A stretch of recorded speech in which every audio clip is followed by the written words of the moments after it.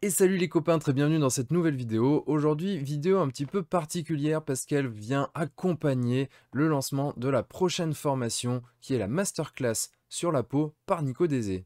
Et donc à cette occasion, je me suis dit que j'allais faire une petite vidéo sur la peau pour qu'on analyse ensemble 5 types de peau différentes pour voir quelles sont un peu les nuances qui composent cette peau.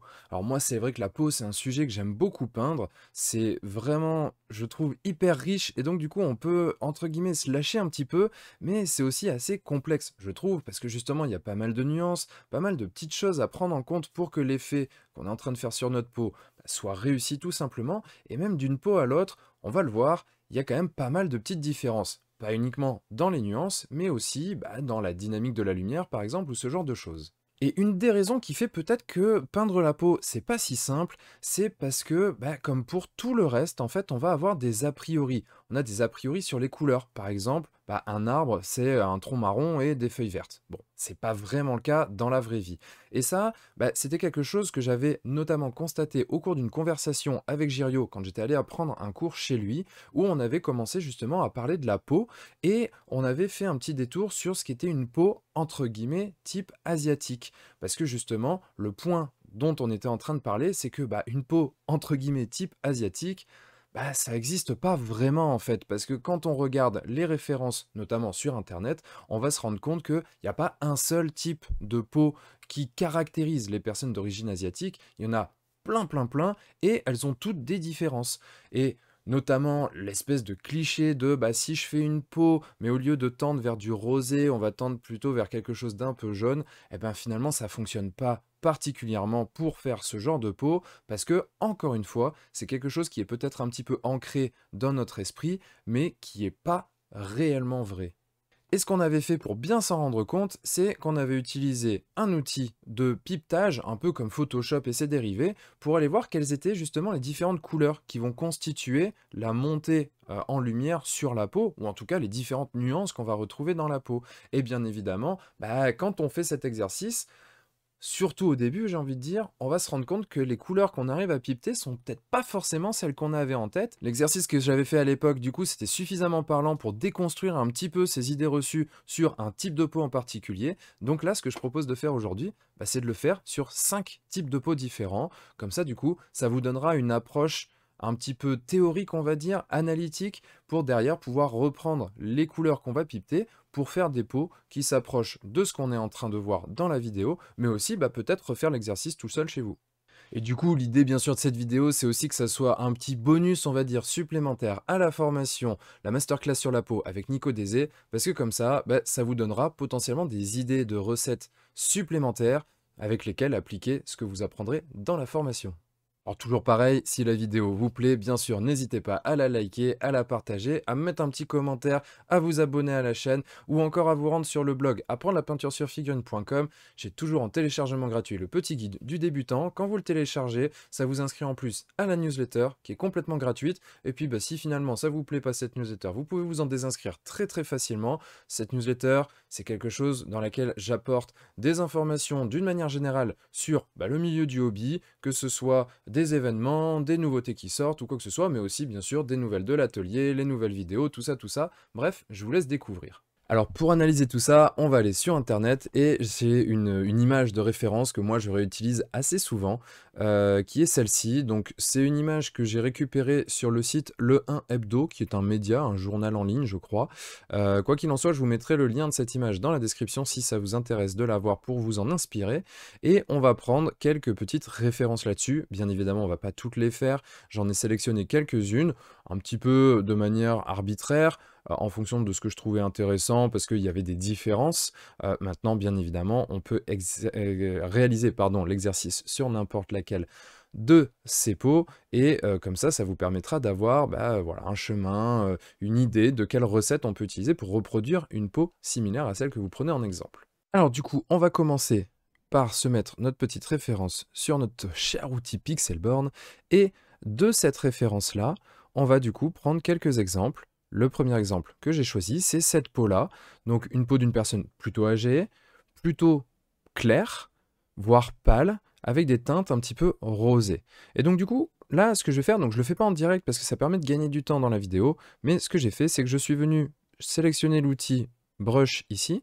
En appuyant sur CTRL, on peut venir pipeter. Et sinon, on a aussi complètement l'outil pipette qui fait exactement la même chose. L'avantage de faire brush plus pipette, c'est que ici, on peut tout de suite, derrière, si on souhaite faire, par exemple, mettons que on est ici, on souhaite prendre donc notre brush, prendre cette couleur, on la pipette et on peut tout de suite la colorer ici. Et donc du coup, quand on a fait cet exercice, qu'on a pris les zones les plus sombres et qu'on est remonté vers les zones les plus claires, voilà ce que moi j'ai pipeté. Donc là, on a 3 teintes principales. La plus foncée ici qui va nous servir d'ombre, la teinte intermédiaire et la teinte de lumière. Donc là, on est sur des teintes principales. Et ensuite, on va avoir, en fonction des zones, des petites nuances. Comme par exemple ici, au niveau du nez, où on voit qu'on a des nuances qui sont plutôt dans des teintes rosées. On va avoir aussi des nuances au niveau des joues, où on est plutôt là dans des rosés orangés. Et on a aussi les taches sur la peau qui là, pour le coup, sont plutôt dans des teintes légèrement orangées. Alors une fois qu'on a ça, bien sûr, l'idée c'est de savoir à quoi ça peut correspondre en termes de pot de peinture. Et donc du coup, moi, ce que j'ai fait, c'est que j'ai essayé de retrouver par rapport à ce que j'ai, donc moi principalement sur la gamme AK. Là, en l'occurrence, les pots de peinture que je vais donner ne sont que des pots AK. Et je vais donc, j'ai essayé de retrouver ce qui était le plus proche. J'ai souvent eu besoin de faire des petits mélanges. Alors après, il faut ajuster en fonction de ce qu'on veut. Si on veut des teintes pures, entre guillemets, et que du coup, on est moins strict sur la ressemblance, ou alors, si on veut justement être très ressemblant, et dans ce cas-là, on va procéder par mélange. Et donc, du coup, en faisant ça, ce que j'ai estimé être le plus proche dans ce que j'ai cherché, c'est ceci. Donc, pour obtenir cette couleur-là, ce que j'ai trouvé d'assez proche, c'est un mélange 50-50 de beige red et de tan yellow. Ici, cette couleur-là, c'est en ajoutant dans le mélange précédent la moitié de Basic Skin Tone, et enfin de finir sur du Basic Skin Tone. Avec ça, je pense qu'on a quelque chose d'assez proche de la teinte de peau qu'on trouve ici, qu'on pourrait qualifier de peau de type caucasienne assez pâle. Et donc là, justement, quand on regarde cette peau d'un premier abord, on pourrait penser qu'il faut utiliser beaucoup de rose, parce que elle semble quand même assez rosée, cette peau. Et au final, quand on pipette comme ça, on se dit que finalement, c'est pas si rosé que ça et que cet aspect rosé va surtout venir en fait au niveau des yeux, au niveau du nez, des joues, par peut-être des glacis dans un second temps, avec des teintes qui seront plus proches de celles qu'on a là. Donc là, on va peut-être être sur des choses comme du brown rose ou ce genre de choses qui vont venir ajouter des nuances rosées, mais qui ne sont peut-être pas nécessairement la plus grande partie de ce qu'on va avoir comme couleur sur cette peau. Alors pour la peau suivante, on reste sur une peau entre guillemets type caucasienne. Là, on est sur un sujet qui est plus jeune et on est aussi sur des teintes qui sont légèrement différentes. Là, tout à l'heure, on était sur des teintes globalement plutôt rosées, en tout cas dans les nuances. Ici, on ressent une ambiance qui va plutôt vers du jaunâtre. Et donc du coup, quand on fait le même exercice, ou en tout cas moi, quand j'ai fait le même exercice, voici ce que j'ai trouvé. Et donc là, on va avoir différentes teintes et on voit qu'on est en effet plutôt dans des teintes plus jaune-orangé, qui sont assez désaturées bien sûr. Par contre, en effet, dans les nuances, on va retrouver des nuances qui sont assez proches de ce qu'on a pu avoir sur la photo précédente. Alors du coup, qu'est-ce que ça donne en termes de couleur à proprement parler dans les pots de peinture AK? Alors du coup, qu'est-ce que ça nous donne en termes de couleur par rapport aux pots de peinture AK? Eh bien, on va voir ça tout de suite.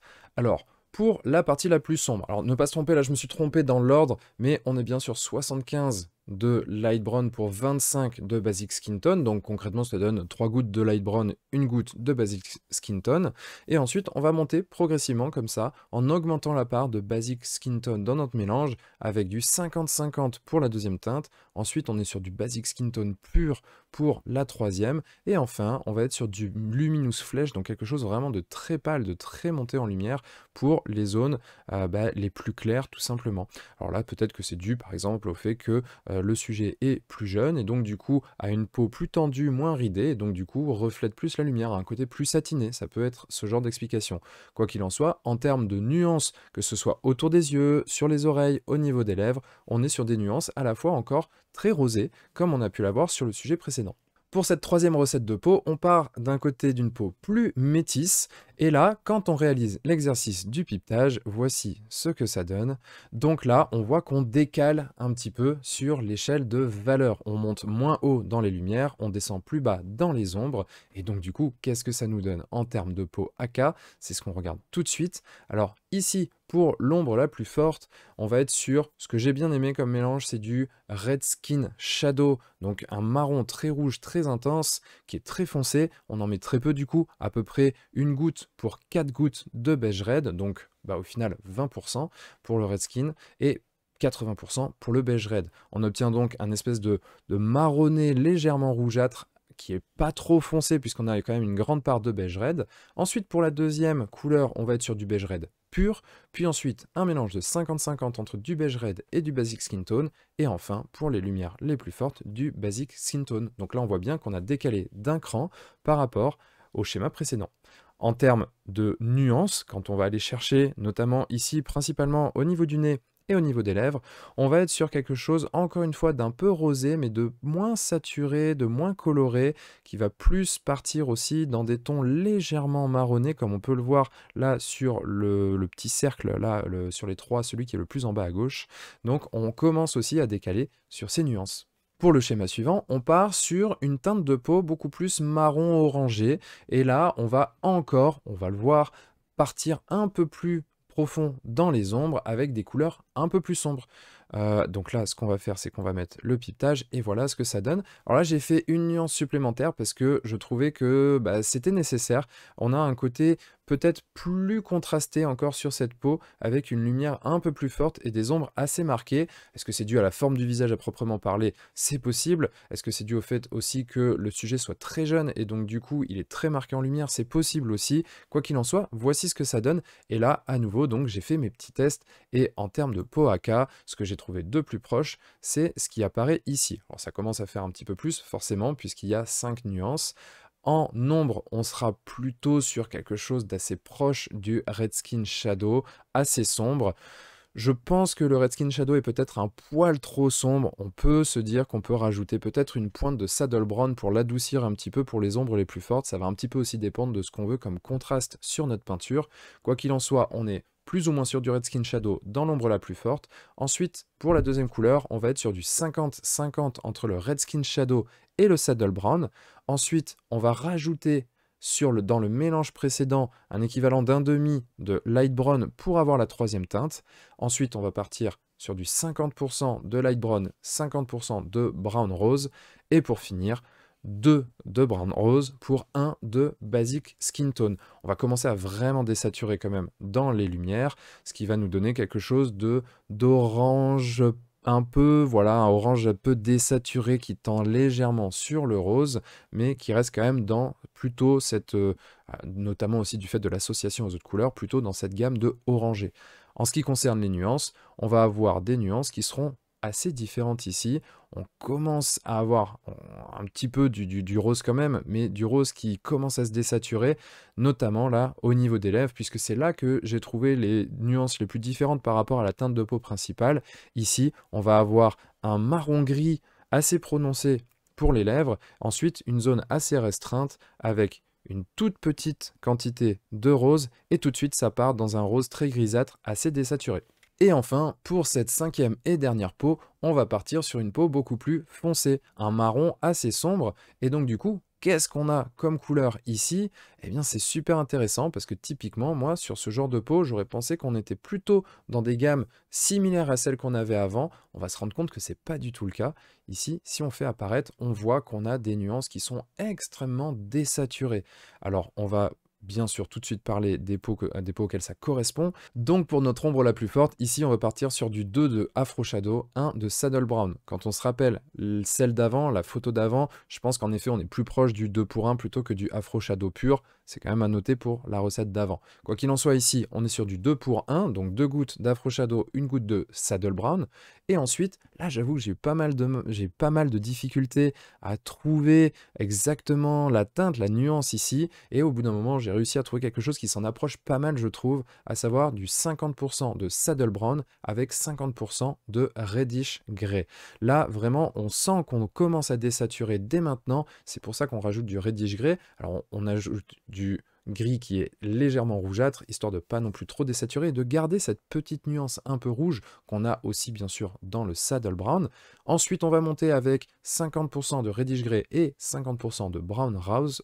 Oula, Brown Rose. Donc je disais 50% de Reddish Grey, 50% de Brown Rose. Et ensuite, pour la teinte la plus claire, on va être sur le mélange précédent, auquel on va ajouter l'équivalent de 50% de Basic Skin Tone. Et là, on voit aussi quelque chose de très intéressant, c'est qu'on va fortement concentrer la lumière. On le voit bien sur le front ici, notamment avec un spot ici, qui d'ailleurs même encore plus clair, probablement qu'on pourrait faire un spot de Basic Skin Tone à 75%, même peut-être un peu plus, pour faire vraiment le point de lumière ici, parce qu'on a une peau qui est très brillante, qui est presque plus que satinée, et donc du coup on va forcément avoir ce contraste qui va se créer avec des couleurs encore plus claires. Voilà en tout cas pour cette recette. Ici pour les nuances, il y en a assez peu finalement, je trouve. Il y en a un petit peu au niveau des lèvres où on va retrouver voilà, des marrons gris légèrement rougeâtres, pardon, et aussi au niveau là des pommettes juste en dessous des yeux où on va avoir des teintes légèrement plus rouge-orangé qu'on va peut-être pouvoir aller chercher également avec des glacis. Par exemple, ici, ça peut être du light brown ou ce genre de choses, ou du orange brown, qui pourrait être assez intéressant, je pense, sur ce genre de zone. Alors voilà les copains, c'est fini pour cette vidéo, j'espère qu'elle vous aura plu. Voilà, on a décortiqué un peu ces recettes, entre guillemets, de peaux différentes. Bien évidemment, on l'a vu sur la référence photo, il y en a énormément, donc on ne peut pas toutes les faire. Ça, vraiment, derrière, ça va être à vous de faire le travail, d'arriver à choper la référence qui vous convient, de faire peut-être le même exercice que celui que je viens de faire. Alors bien sûr, pour garder la vidéo assez courte, j'ai pas fait la démonstration en peinture réelle sur figurine. Maintenant, si c'est quelque chose qui vous intéresse, bah bien sûr, faut pas hésiter à me le dire dans les commentaires. Et s'il y a beaucoup de monde qui me le demande, eh ben, je ferai peut-être la vidéo dessus. Quoi qu'il en soit, j'espère que cette vidéo, elle vous aura plu. Si vous la regardez directement au moment de sa sortie, il y a bientôt la formation Masterclass Peau par Nico Désé qui va ouvrir ses portes, donc surtout n'hésitez pas à me suivre un petit peu partout sur les réseaux sociaux et sur ma newsletter, parce que toutes les infos concernant cette masterclass et comment on s'y inscrit, combien ça coûte, tout ça, ça va venir de ce côté-là, donc n'hésitez surtout pas à me suivre, et bien sûr après tout ça, d'ici la prochaine vidéo, n'oubliez pas de mettre des couleurs dans votre vie, et puis du coup, un petit peu sur votre peau aussi, bien sûr. Allez, ciao.